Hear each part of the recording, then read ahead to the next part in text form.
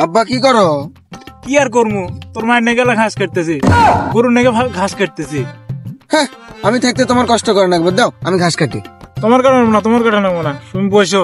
কি মতলব নিয়ে যাচ্ছ সেটা আগে কর। না আব্বা, শীত তো সেই পড়ে গেছে, এত শীতকে আমি সহ্য করে পারবো?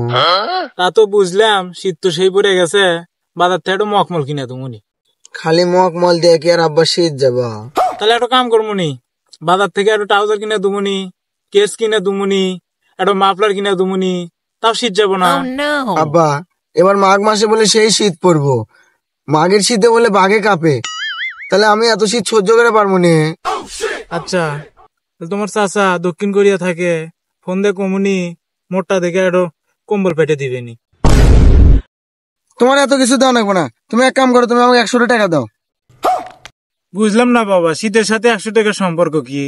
ওই 100 টাকা নিয়ে গাড়ি ভাড়া দিয়া মাঘ নিয়ে যে নানিকের বাড়িতে আসমু, তাহলেই বুঝবেনি এই শীতে কি দরকার। বুকে কষ্ট